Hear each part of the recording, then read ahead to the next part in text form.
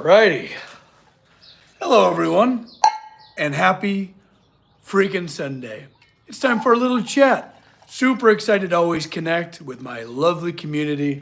We just wrap things up with the tea timers on Patreon, and now it's time to turn my attention to all of you, my lovely YouTube community. Man, I'm really curious what we want to talk about today, because yesterday it's a hell of a long day. So I haven't done any CBA associations with blacksmithing, right? Because I just always been for the last 20, 25 years, I just always been in my home studio.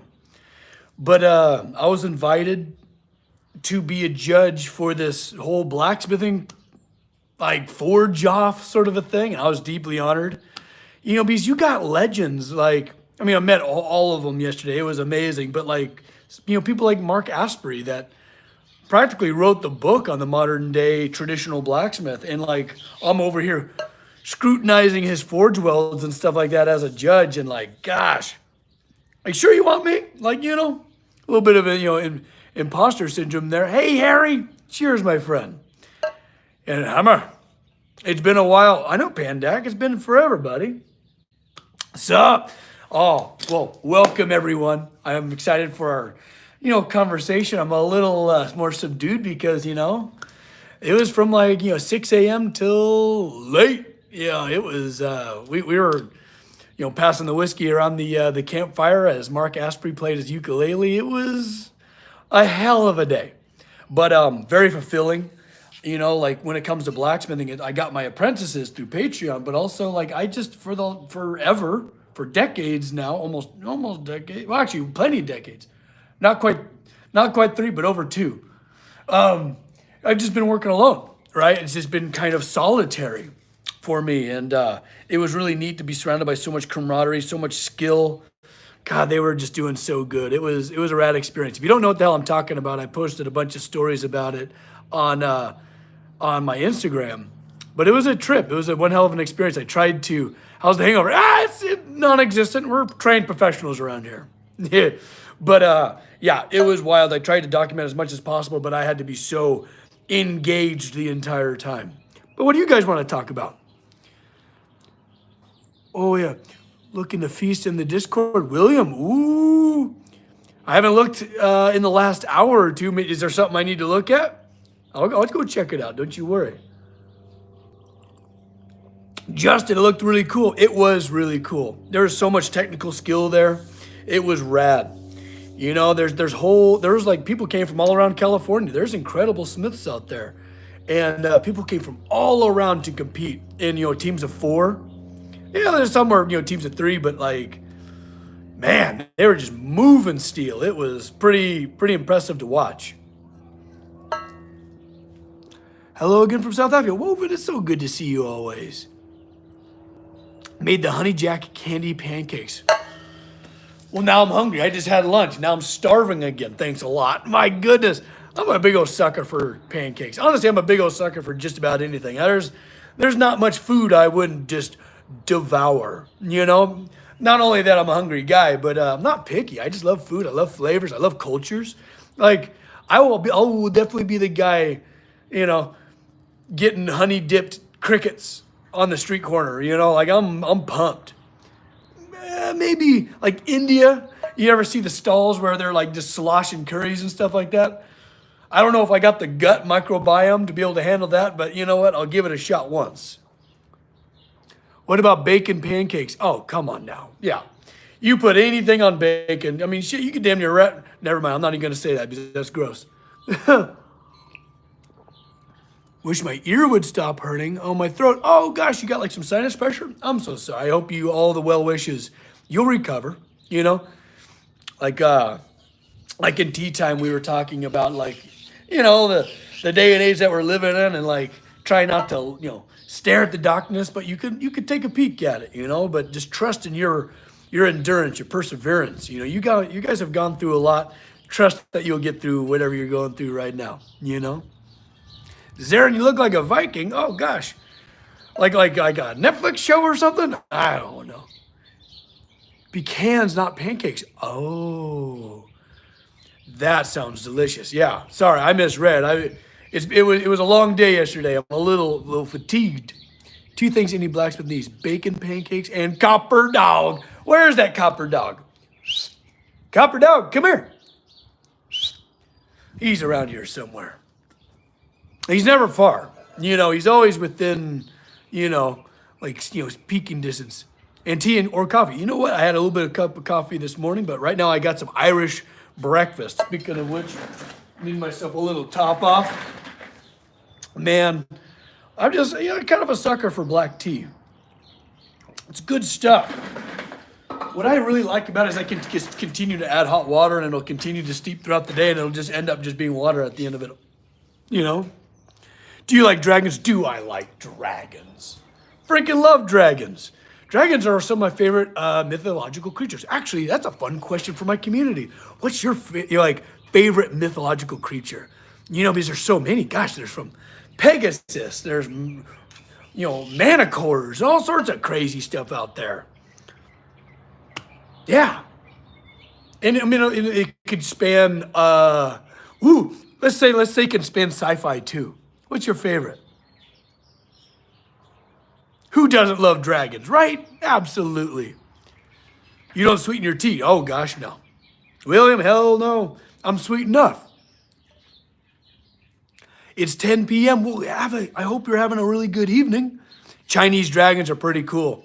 Oh, my gosh. And the performances, do you ever see when they're on the poles and they're leaping and jumping and I find it so incredible. What feats of, first of all, human imagination and creativity, right? The colors, the way the eyelashes and the eyes bat open and closed and just agility and acrobatics.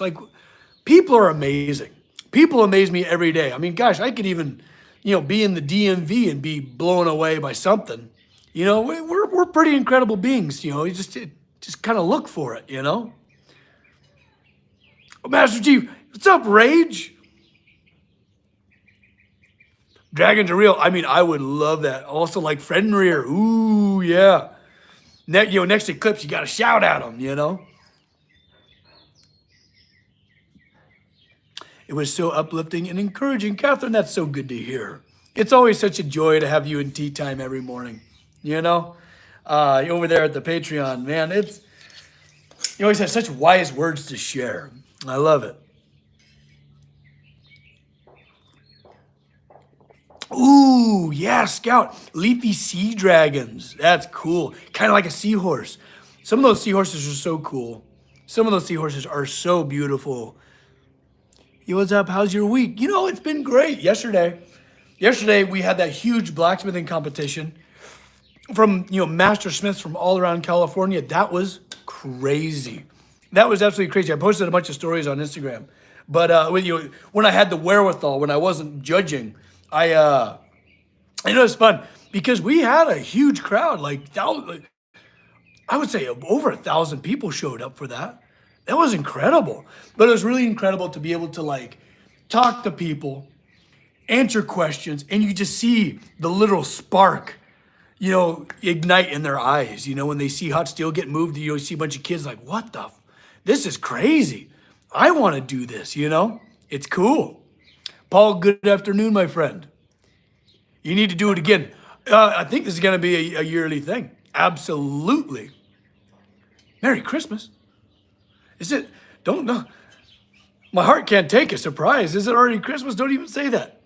I still say wyverns. Ooh. Wyverns or wyverns. Tomatoes. I don't think I've ever heard someone say tomatoes. Well, I guess, those across the pond. But, wyverns are pretty darn cool. They're poisonous. I'm never a fan of poisonous stuff from spiders and snakes. Not that I have a phobia, but I can't trust them. Have I competed before? Harry, I have not. And competition brings the worst out in me. We've talked about this before, when someone will say oh, Max, how do you stay so positive and so jolly? Well, the answer is I don't. And we talked about in tea time just today, how much the pendulum can swing. Because over here, I like to be over here, on this side of the plumb bob, where, I am positive and I am emboldening people to be their best creative self and all that stuff. But that pendulum does swing the other way. And if I'm all of a sudden in competition, boy, I don't sign up to lose, and, and it brings the worst out in me, because I'm a very aggressive person. And I try to just, no, I'll come on as a judge, I'm not a part of this, competition culture or anything like that. Like, and it's all good nature between them. I don't know how they do that. But I have not competed, but maybe next year. Maybe next year I'll sling some steel, you know? Did you know flying spiders exist? Woven, you need to settle down. I need you to take a seat real quick. I'm teasing you. I was saying you need to go skiing again. Ooh, I do enjoy skiing. There's a certain thrill of speed, using your body in coordination with the environment. I do miss it. I just have no time. You rugby tackle me anytime. Okay, easy now. But I played 9 years of football, and I'm really grateful I had it. I had that outlet because just surging with it. But now I've come to a lot of peace, a lot of inner peace when it comes to that side of me. I kind of put him to nap. He's like a sleeping dragon. Speaking of which, maybe a wyvern. I don't know. And another reason why I never joined Forge and Fire. I'll come on as like a guest judge or whatever, but it's just not my thing. And I kind of put swords, weapons, and high-end cutlery kind of to bed long ago, back when I was like a teenager. Skydiving or skiing? Ooh, Pandak, I don't know if I could skydive. I have a thing about like control, and I know there's a lot of control in how to like maneuver yourself when you're in free fall, but I don't know, there's a lot of surrender to that. I don't know. I snosh. I always get sidetracked and forget to hop on here. Well, I'm glad you remembered now. That's great. Falcor. Goose. Nice. Great. Oh my God. Okay. Fun question. If you could have a mythical creature as like your companion, we're not talking pets, but like Falcor is a great example. If you could have your own personal Falcor that would like, hang out with you, like how cool would it be to like, actually maybe it's terrifying to like, get around like, like on his back as he rips around through the sky almost like a, like the, the last airbender kind of, as you're like thousands of feet in the air. Holy crap. I don't know. Maybe that would be terrifying as your cheeks are, in the wind. Any wolf. Lunar Chinese lion thing. Ooh, Pandak, that's cool. You guys have great answers. Or maybe like a cute, chunky, fire-breathing dragon that I could like use for a forge, and then we, give him snacks in exchange. That'd be rad. Or like in the Golden Compass, a forging bear, as a striker, like we could be working together and he'd just be striking. That would be dope as hell.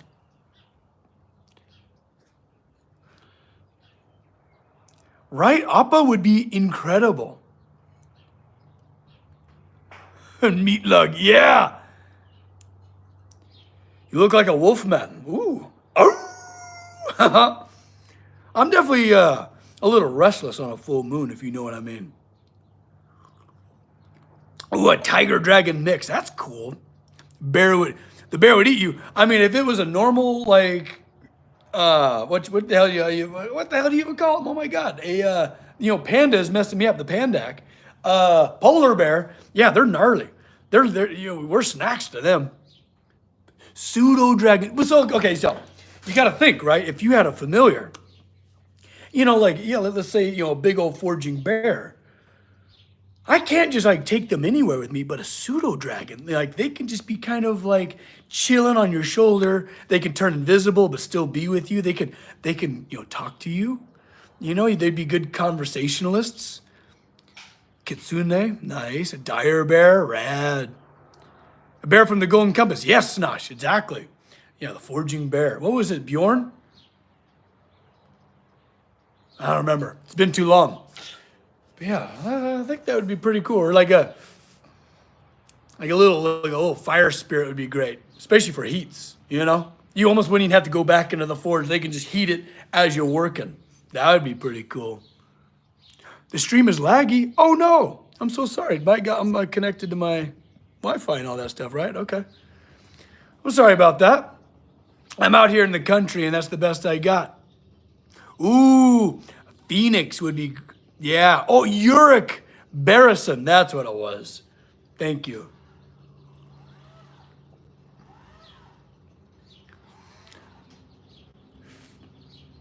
Oh my God, a little calcifer, yeah.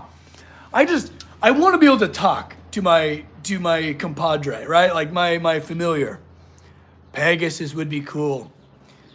But yet again, you're writing something through the sky. I don't know. You know, like that moment in Harry Potter when he's the hippogriff. You know, when he's like, woohoo, as this, tearing around. There would be a bite mark in that hippogriff's back. I mean, like talking about a pucker factor of a 9.5 as you're doing banks and stuff.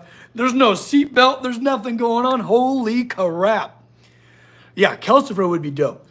And we could like exchange snacks as we're forging.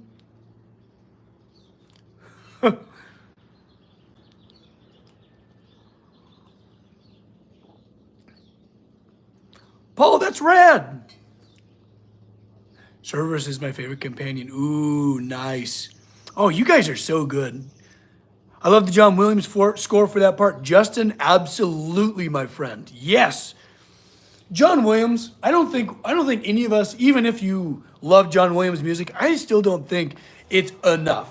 And I still don't think that we recognize just how influential his music has been in literally all of our lives. Like over tea time this morning, we were talking to Midge about being 6 years old in the movie theater watching Jurassic Park for the very first time and talking about a banger in 7.1 Dolby surround sound. Holy crap. You know what I mean? It's just unbelievable. Do you like John Wick? I have a secret. I have actually never seen the John Wick movies. I need to because I'm a huge Keanu fan. I've loved that guy since Speed as a kid, since Point Break, baby. And of course, the Matrix series. I know the last movies get a little bit of guff, but I'm a lover, not a hater, man. It's good stuff. Oh, I bet you do a mean Kurt Russell impression. I'm not gonna do any here, but I'm deeply honored that you think that of me. I think my favorite movie of all time. I can watch it any time of the day. Well, at least one of them is Big Trouble in Little China. Kurt Russell, actually, do yourselves a favor. Since you're already on YouTube, after this stream, as we conclude our little creative conversation, type in Jack Burton, that's Kurt Russell's character name in Big Trouble Little China. Jack Burton asks a lot of questions. Trust me, you will be so happy. Well, as long as you've seen Big Trouble in Little China, a lot of it won't make any sense, but you don't realize how many questions he asks in that movie. And it's just a montage of all of them. And it is blow your lungs out funny. At least it is for me. I don't know. I think he'd be a better Carl Urban. Matt, goodness. I don't know about all this. You guys are trying to puff me up for something. My goodness. Oh, I'm getting soot and crap on my face. Ooh, what's your recommendation for a beginner project? Oh, now we're talking. Beginner project. I'm trying to find something to teach to my friends. Great question. Just a good old ornamental hook is a great one. All you need is just like a little eyelet that you can either drill or drift, right? A drift just like this. Send that through your material. And then you got yourself just a little eye hole, only the tip, right? Knock that little slug out, and you got yourself a perfect little eyelet. Yeah, make yourself a neat little hook, or especially a neat little leaf keychain. A neat little leaf keychain goes a long ways. You could also maybe, if you got like a good piece of steel, like a piece of a coil spring or something like that, you can make a little shop knife, sharpen it up for them. That's always a great little starting project. Here, let me show you with my clay really quick how to make a leaf, or how I make my leaves. So, as a lot of you know, as a lot of you are, some of my apprentices, it's so nice to you because, like, sure, I can get some steel hot. So it's very dry, and I'm trying to like reconnect a lot of these practically like cold shuts. You know what I mean? So let me just get this formed into just some relative like bar shapes. And I need to like add water to this old dry clay, but it's a great proxy for hot steel because I can still strike it, and it acts very similar to steel as you're working it. But let me just kind of get it into bar format, right? But this is a great little starting project because there's actually quite a few little hidden processes as you work it. So there's some cracks in it, just ignore those. But for this project, you're gonna need some type of cutting utensil, either that be a hot cut, a hot cut like this that fits in your hardy hole of your anvil. But you could do this just with a hacksaw or a chisel or something like that, so don't you worry. But let me see if I can do this on the edge of the anvil. What it starts as is a nice blunt taper. So lift the bar a little bit, come down on that very same angle. You're only gonna work two sides, back and forth, dap, dap, dap, right on the edge of your anvil so that you're not striking right in the middle of it. You're out here, you're not gonna hit the anvil, which will eventually get you a nice kind of little blunt taper, nice little blunt thing like that. So then you go over your anvil, over the face of your anvil, called like a step. You strike, right, almost like you're trying to hit the edge of your anvil. And what that does is that steps just like that off the edge, okay? And you bring that down, not too much, because you're gonna draw this taper out a little bit later. You come back over with it on top of the diamond, right? So this edge is facing up at you. Come back down, and you flatten that out just a little bit, leave a little bit of mass on there, and you come back over now with your cross peen, right? You can find the same exact hammer anywhere at like a Home Depot or something, and you strike in a little bit of texture, and then you come back the other way, but just completely opposite, and you instantly form yourself a little kind of central ridge. Make it rough, it's organic, and then now, off that edge, you come back over the anvil, making sure that this is nice and safe, not ready to be struck, and you draw that bar now towards you, further pushing that material and that away. Then you come back over with your hot cut, sever this off, hold onto the leaf now with a pair of pliers, anything you got. Forge this out into a nice long, as long as you can manage, nice long little taper, right? Poor dry clay is barely hanging on. But you forge only working on two sides because the anvil is striking back up at against your hammer, resisting it, and pretty much this clay is getting pinched between two fingers. So you got this eventually, right? You then curl that back onto itself, maybe give this like a little wrap, right? You just go over the horn of your anvil, knock that down, bring this back onto itself, forge that, and you get yourself just a neat little leaf keychain. Make 100 of them, give them to family and friends. And like whenever does offer an online apprentice class. Thanks, Casey. Yeah, I teach you guys how to make all these little things. But yeah, and it's always fun to do on the diamond because rather than just a piece of square, just, curling around, you get twice the amount of details this way on the diamond. Anyways, but yeah, I think that's a great little starting project that anybody can achieve. It takes some practice. You're gonna mess it up. Might as well get it out of the way. You know, your first 5 are gonna suck, but get it out of the way. So then all your other ones will rock and roll. But these are great for family, friends. Whenever I'm talking to my apprentices and they get an idea, you know, it's like, don't worry about trying to like make money on that idea now. Start with making it for Christmas presents. You know, cute little ornaments, right? Forge this out of copper, forge this out of iron, and make everybody in your family a new Christmas ornament or, you know, a neat little keychain or something like that. You know what I mean? Test on them. They'll love it anyways, because first of all, it's a handmade gift. How can anybody, you know, look a gift horse in the mouth? All right? But yeah, I think that's a great little starting project. You know, there's only a few processes, and if you want to learn from me and have access to me for all of your questions that you're gonna have, Patreon, go check it out. I'd love to have you. I'd love to meet you and have well, first of all, tea every Sunday morning like we just got done with, and all that good stuff. I'll give it a try. Good on you, buddy. I wish you the best of luck. What is that heart thing behind you? What heart thing? This thing? Oh, that's just the beginning of one of those other zodiac sculptures. Yeah. Harry, what'd you say, buddy? Do you forge weld the end of the stem? You certainly can. No, everything, there's no forge weld in that little process. You know, it's just nice, simple, and you can really knock them out. Like whenever I have like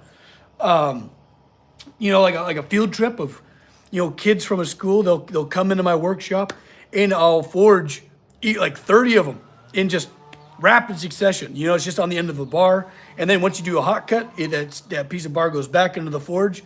And there's, you know, a few in there just waiting on me, and I'm just chung, chung, chung, chung. And in no time, every kid has a very individualistic, neat little keychain that they can throw on their backpack or whatever. It's cool. And they get to watch it happen.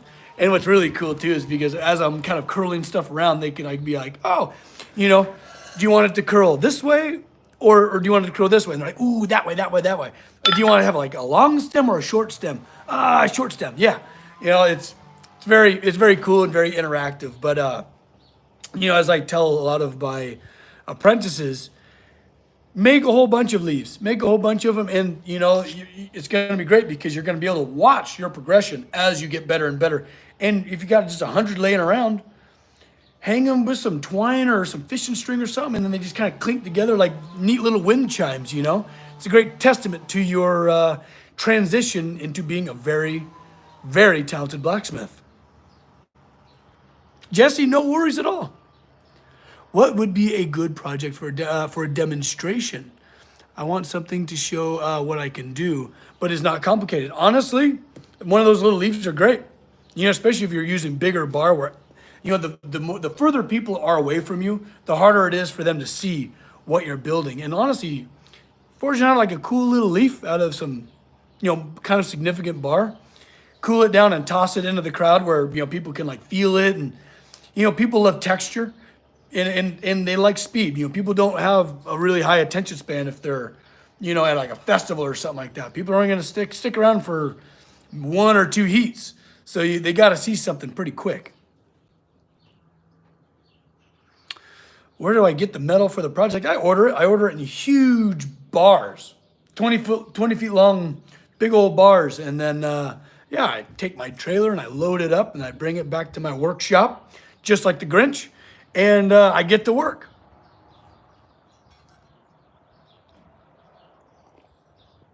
Ward, my jacket. I think it's just some little cheapie, you know. It's a work jacket. It's got burn holes and stuff in it, but I'm glad you like it. I'm glad. Are you in Australia? No, I'm in California in the USA. Yeah.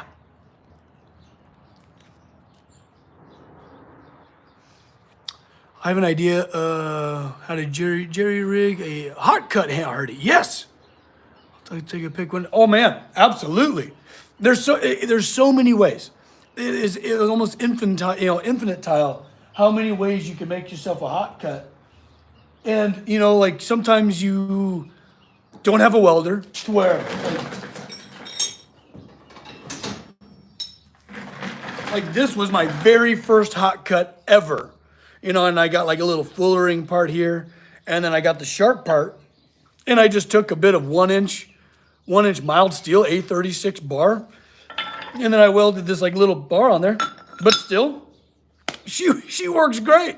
And then of course, then there's the other one where we took leaf spring and folded it back onto itself to fit the hardy really nice, whatever size hardy you got. And honestly, just establishing the mode of creativity it takes to smith is kind of just number one. It's establishing that like kind of mode of creativity of like thinking outside the box, thinking of steel like clay, right? That's why I show you guys on clay, is because that's how steel works. It's very, very similar. It mushes, it takes a little bit more energy to mush it around, but it's very similar.